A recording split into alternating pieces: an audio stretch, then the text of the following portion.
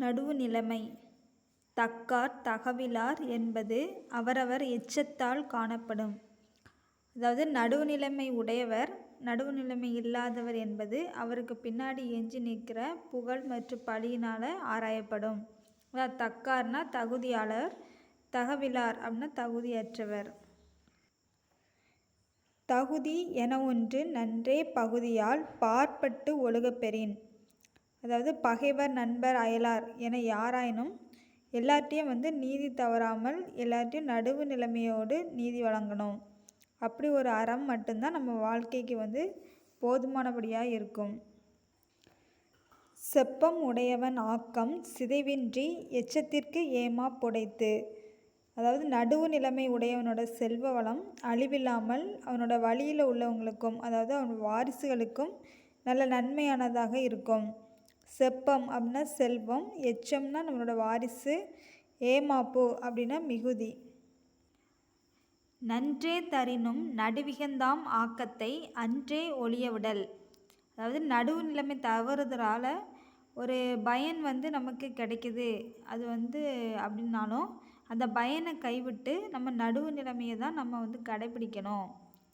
ஒழிய விடல்னா விட்டு விடல். கேடும் பெருக்கமும் இல்லல்ல நெஞ்சத்து கோடாமை சான்றோர் கனி. அதாவது ஒருத்தருக்கு வாழ்வும் தாழ்வும் இயற்கையானது தான். ஆனால் அந்த இரு நிலைமையிலையும் நடுவு நிலைமை தவறாமல் வாழ்ந்து காட்டுவது தான் சான்றோருக்கு சிறந்த அணிகலனாகும்.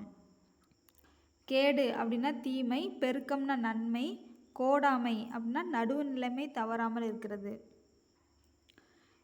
கெடுவல்யான் என்பது அறிகத்தன் நெஞ்சம் நடு ஒரியி அல்ல செய்யின். அதாவது என்னென்னா நடுவு நிலைமை தவறி செயல்படலாம் என்று ஒரு நினைப்பு ஒருத்தருக்கு வந்துட்டுனாலே அவன் கெட்டொழிய போகிறான் அப்படின்னு சொல்லிட்டு அவனோட மனமே அவனுக்கு உணர்த்த வேண்டும். கெடுவாக வையாது உலகம் நடுவாக நன்றிக்கண் தங்கியான் தாழ்வு.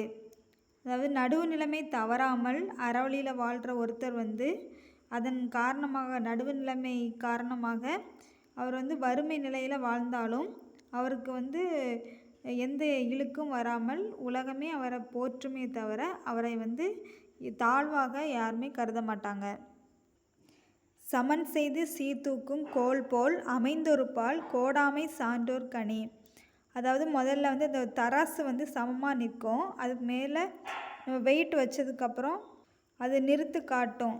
அதுபோல் நீதிக்குரிய இலக்கணங்களால் அமைந்து ஓரம் சார்ந்து விடாமல் இருப்பது சான்றோருக்கு நல்ல அழகு. இதில் அணி அப்படின்னா அழகு, சீர்தூக்கி அப்படின்னா ஒப்பிட்டு பார்த்தல், கோடாமைனா சாயாமை. இந்த குறளில் ஓமை அணி பயின்று வந்துள்ளது. சொற்கோட்டம் இல்லது செப்பம் ஒரு தலையா உட்கோட்டம் இன்மை பெறின். அதாவது ஒருத்தருக்கு நேர்மையும் நெஞ்சுறுதியும் ஒருத்தருக்கு இருந்தால் அவரோட சொல்லில் நீதியும் நியாயமும் இருக்கும். அதை பேர் தான் நடுவு நிலைமை. சொற்கோட்டம் அப்படின்னா இல்லை கோட்டம் அப்படின்னா எல்லா திசையிலிருந்து. வாணிகம் செய்வார்க்கு வாணிகம் பேணி பிறவும் தமப்போல் செய்யின். அதாவது பிறரோட பொருளையும் தம் பொருள் போட நினச்சி வாணிகம் செய்தால் வாணிகம் செய்வோருக்கு உரிய நல்ல வாணிக முறை இதுவே. இல்லை பேணி அப்படின்னா காத்தல், பிறவும் அப்படின்னா பிறர் பொருளை.